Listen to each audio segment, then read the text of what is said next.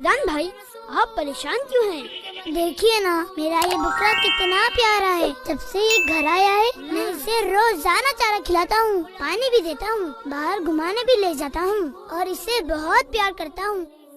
لیکن غلام رسول بھائی، عید کے دن میرے ابو اسے ذبح کر دیں گے۔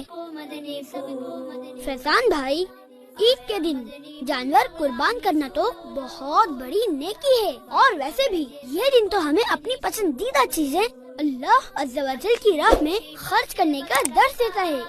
اسی دن حضرت ابراہیم علیہ السلام کے ہاتھوں جنتی مینڈا ذبح ہوا، اور یہ قربانی تو سنت ابراہیمی ہے۔ ہمیں چاہیے کہ ہم اللہ عز و جل کی راہ میں اچھے سے اچھا اور خوبصورت جانور ذبح کریں۔